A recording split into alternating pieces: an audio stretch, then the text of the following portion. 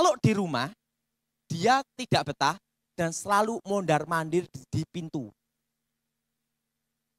Kenapa Pak Daud? 1 Korintus pasal 7 tentang perkawinan. Dan sekarang tentang hal-hal yang kamu tuliskan kepadaku.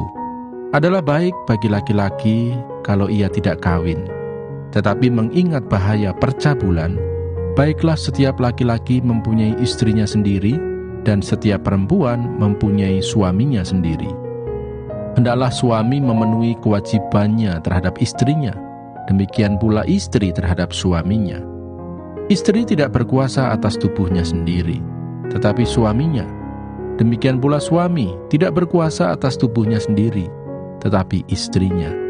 Janganlah kamu saling menjauhi, kecuali dengan persetujuan bersama untuk sementara waktu, supaya kamu mendapat kesempatan untuk berdoa. Sesudah itu hendaklah kamu kembali hidup bersama-sama, supaya iblis jangan menggodai kamu, karena kamu tidak tahan bertarak. Hal ini kukatakan kepadamu sebagai kelonggaran, bukan sebagai perintah. Namun demikian, alangkah baiknya kalau semua orang seperti aku, tetapi setiap orang menerima dari Allah karunia-Nya yang khas, yang seorang karunia ini, yang lain karunia itu. Tetapi kepada orang-orang yang tidak kawin dan kepada janda-janda, aku anjurkan, supaya baiklah mereka tinggal dalam keadaan seperti aku.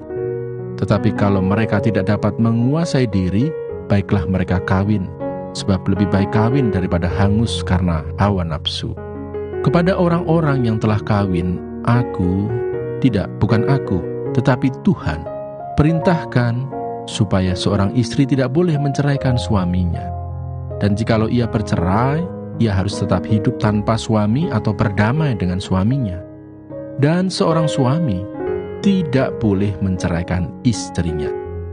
Kepada orang-orang lain, aku, bukan Tuhan, katakan, kalau ada seorang saudara beristrikan seorang yang tidak beriman dan perempuan itu mau hidup bersama-sama dengan dia, janganlah saudara itu menceraikan dia. Dan kalau ada seorang istri bersuamikan seorang yang tidak beriman dan laki-laki itu mau hidup bersama-sama dengan dia, janganlah ia menceraikan laki-laki itu. Karena suami yang tidak beriman itu dikuduskan oleh istrinya, dan istri yang tidak beriman itu dikuduskan oleh suaminya. Andai kata tidak demikian, niscaya anak-anakmu adalah anak cemar, tetapi sekarang mereka adalah anak-anak kudus. Tetapi kalau orang yang tidak beriman itu mau bercerai, biarlah ia bercerai. Dalam hal yang demikian, saudara atau saudari tidak terikat. Tetapi Allah memanggil kamu untuk hidup dalam damai sejahtera. Sebab bagaimanakah engkau mengetahui, hai istri, apakah engkau tidak akan menyelamatkan suamimu? Atau bagaimanakah engkau mengetahui, hai suami, apakah engkau tidak akan menyelamatkan istrimu?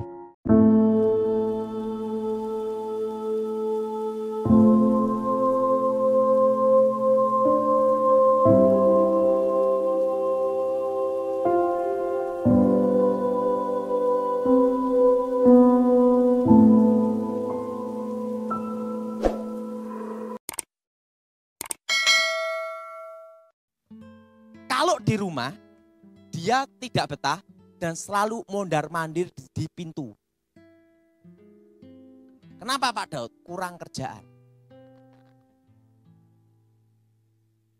Gelisah. Jelas? Karena mantra itu akan menguasai, tapi jiwanya itu berlawanan. Makanya jadi gelisah. Itu mondar-mandir sekitar apa? Pintu. Terus itu, bolak-balik jalan, bolak-balik jalan terus itu. Itu pasti itu adalah bolak-balik. Nah, yang ketujuh. Ini yang ketujuh. Yaitu apa? Matanya itu kosong. Kena guna-guna. Itu ciri kena guna-guna. Lupa orang tua, lupa anak, lupa istri. Satu lawan satu. Nah, biasanya pasien sebelum saya bertobat itu juga ngirim supaya rumah tangga yang bersangkutan itu pecah. Nah, caranya dengan apa? Ilmu mistik menutup masa depan. Dibikin panas supaya suami istri ribut. Cirinya ada. Kalau dikirim jenis itu nanti sekitar malam Jumat itu ada sebaran pasir di sekitar jendela itu. Pss. Itu untuk mecah rumah tangga. Selalu pasien yang minta saya sebelum bertobat, selain dia minta guna-gunai suami orang, dia juga minta memecah rumah tangga orang. Nah itu pasir nyebar. Shush. Tapi tidak ada pasirnya. Kalau sereng dor itu mercon.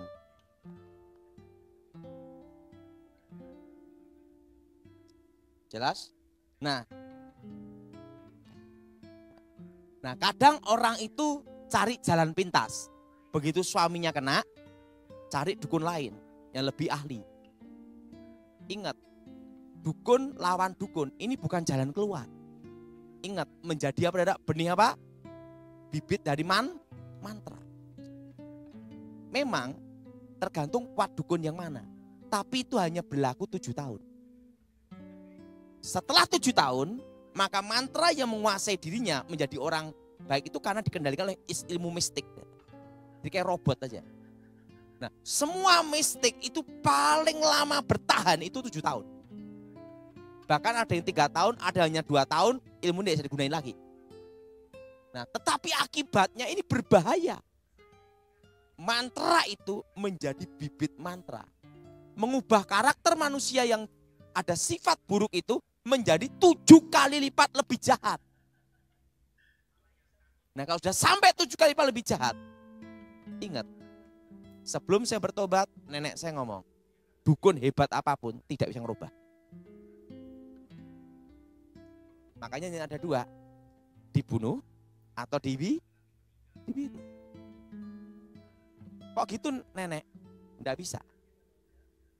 Jadi ingat, ini dirahasiakan. Jangan pasien tahu. Kenapa? Nanti kalau pasien tahu, tidak ada yang minta tolong kita. Tidak ada yang berani minta tolong. Betul? Betul? Karena resikonya bahaya. Hanya sesaat kelihatan menolong. Betul? Setelah 7 tahun, tidak bisa. Ilmu apapun yang kamu gunakan, tidak akan bisa mengendalikan lagi. Kok separah itu guru? Ya itu. Makanya, ini harus dirahasiakan. Jangan sampai pasien tahu. Nah setelah saya tobat, baru saya bocorin. Ilmu udah hilang. Jadi ingat, dukun lawan dukun itu bukan jalan keluar. Maka nenek saja ngomong, hanya ada 1-2 jalan itu. Dibunuh atau digini aja. Udah, tidak ada jalan lagi. Nah, tapi setelah saya bertobat, ada jalan keluar. Yaitu apa? Kuasa Tuhan. Orang sejahat apapun bisa dirubah Tuhan. Amin. Amin. Tapi kalau ilmu gaib itu tidak bisa. Jadi saudara, kalau istri kena dukun atau suami kena dukun, jangan pergi ke dukun. Itu bukan jalan keluar.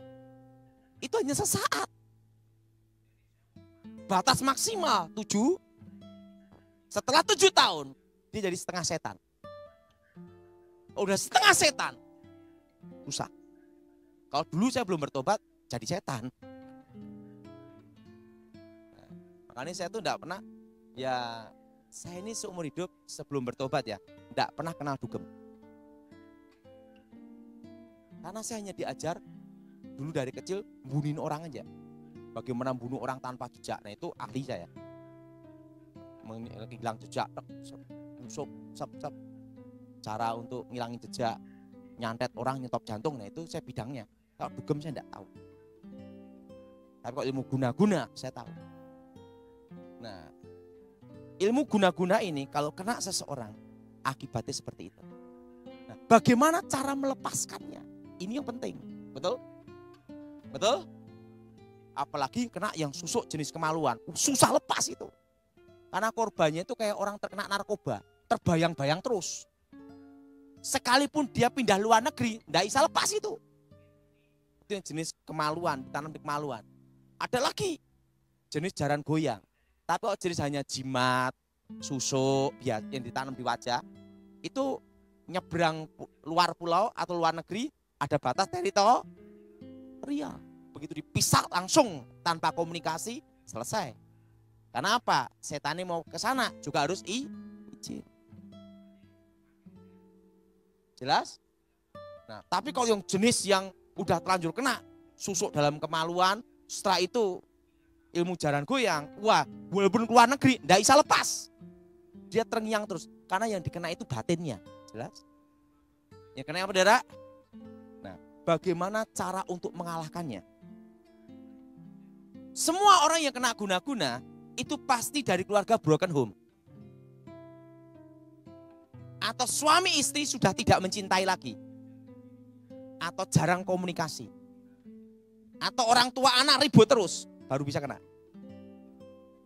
Nah, keluarga harmonis, suami istri yang saling mencintai, orang tua anak yang saling mencintai, itu tidak bisa kena ilmu guna-guna, sejago apapun.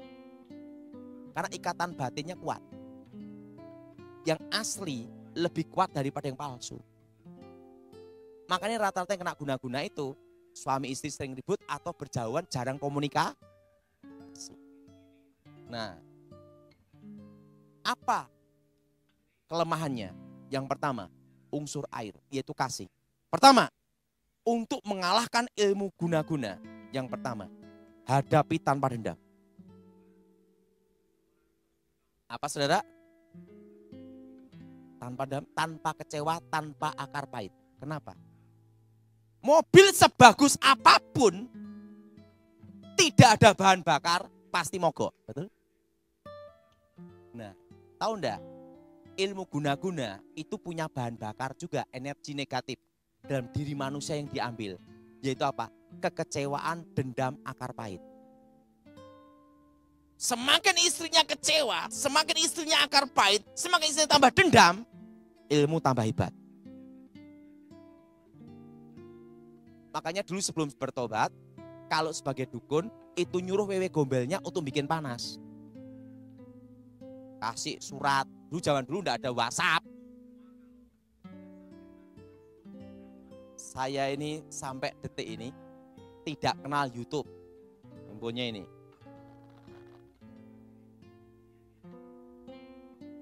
Suatu kali saya difitnah ngisi sesuatu hal di YouTube sama di Facebook sama WhatsApp. Saya ngomong, wong ngetiknya aku bingung ya. Saya itu sampai detik ini tidak tahu YouTube, tidak tahu Facebook, komputer juga tidak tahu. Saya hanya bisanya telepon, SMS, telepon, SMS. Suatu kali ada nelpon saya, Pak Daud, tak WhatsApp loh, kok belum masuk loh? Oh, aku enggak punya WhatsApp.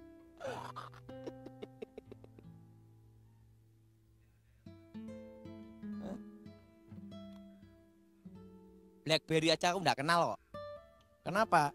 Ya saya sering dikasih sama temen Samsung, apa macam-macam, bingung. Malah tak kasihkan teman lain. Kenapa? Lah aku daripada bingung. Nah, biasanya kalau zaman saya sebelum bertobat, telepon gelap. Saya ini istri simpenan ini, saya merasa bangga gini-gini. Supaya istrinya apa? Ngamuk. Bila perlu telepon anaknya, saya mau jemput kamu karena aku nanti mau bakal jadi ibu tirimu. Wah, kan tambah ribut. Nah, memang sengaja. Kenapa sengaja? Karena semua mistik harus ada energi negatif dalam tubuh manusia. Dan itu adalah dari apa? Kekecewaan dan dendam. Kenapa ibu ini tadi bisa mengalahkan ilmu mistik sehingga suaminya balik? Dihadapi tanpa dendam.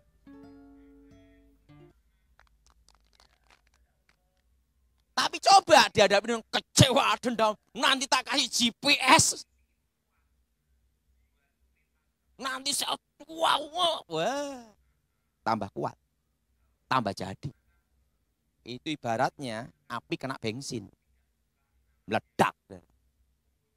Makanya kalau kena guna-guna harus jadi unsur air. Air itu apa?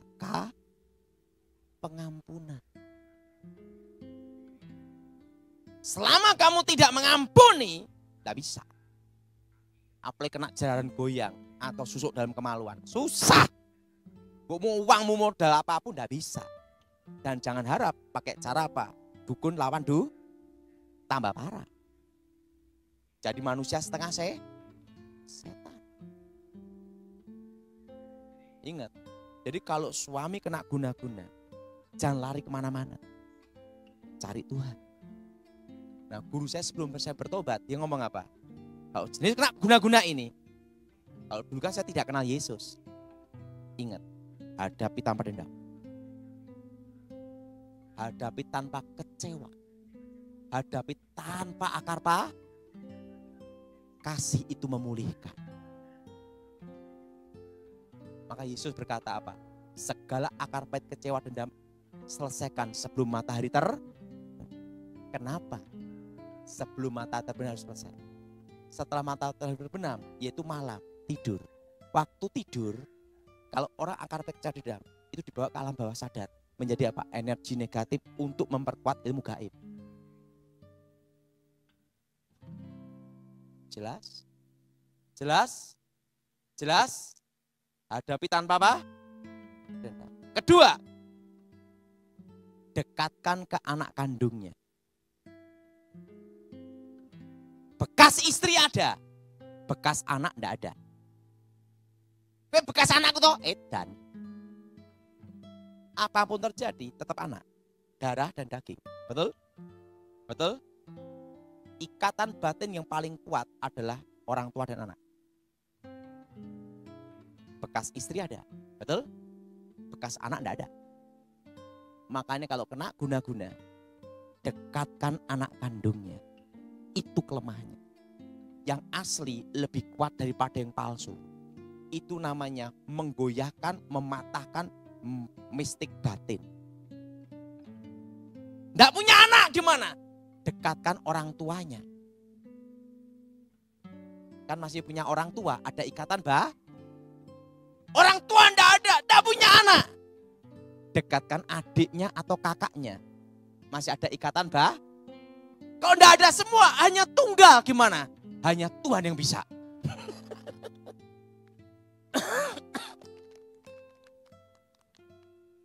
Saya pernah tanya sama guru saya sebabnya. Guru, anak enggak punya, adik enggak punya, kakak enggak punya. Orang tua udah mati semua, gimana? Ya Gusti Allah.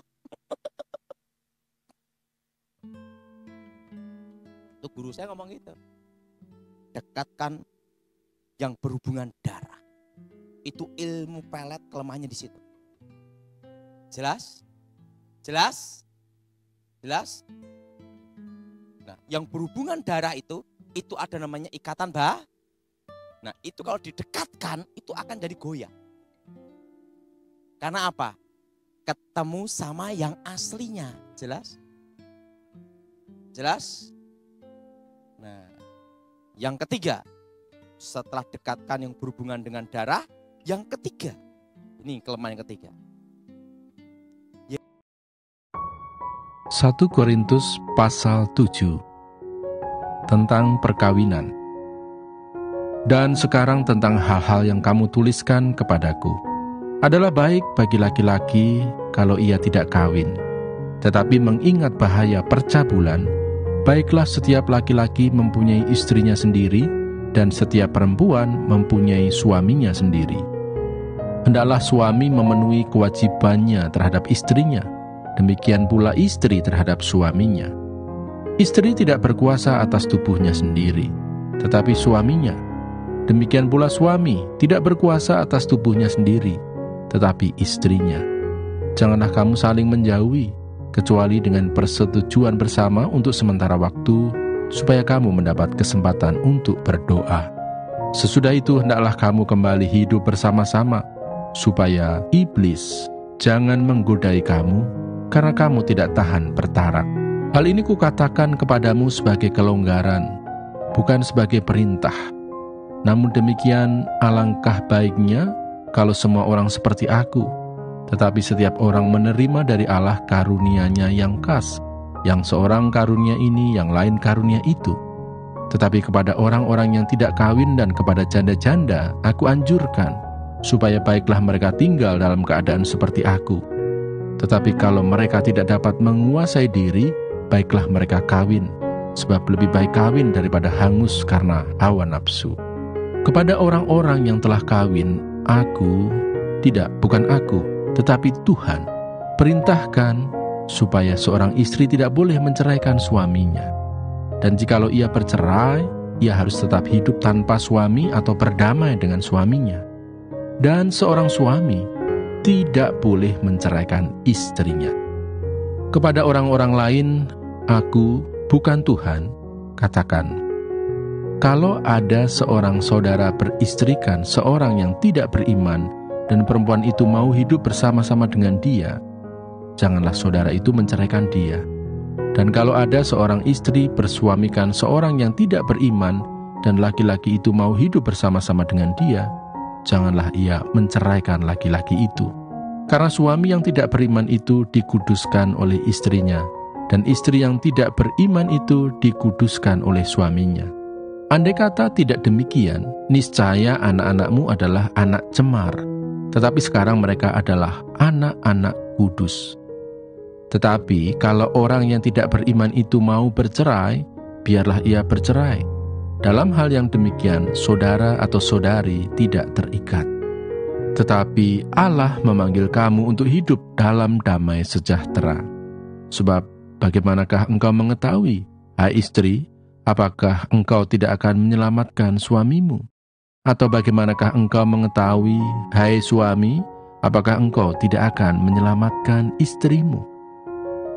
Hidup dalam keadaan seperti waktu dipanggil Allah. Selanjutnya, hendaklah tiap-tiap orang tetap hidup seperti yang telah ditentukan Tuhan baginya, dan dalam keadaan seperti waktu ia dipanggil Allah. Inilah ketetapan yang kuberikan kepada semua jemaat. Kalau seorang dipanggil dalam keadaan bersunat, janganlah ia berusaha meniadakan tanda-tanda sunat itu. Dan kalau seorang dipanggil dalam keadaan tidak bersunat, janganlah ia mau bersunat. Sebab bersunat atau tidak bersunat tidak penting. Yang penting ialah mentaati hukum-hukum Allah. Baiklah tiap-tiap orang tinggal dalam keadaan seperti waktu ia dipanggil Allah. Adakah engkau hamba waktu engkau dipanggil? Itu tidak apa-apa. Tetapi jikalau engkau mendapat kesempatan untuk dibebaskan, pergunakanlah kesempatan itu.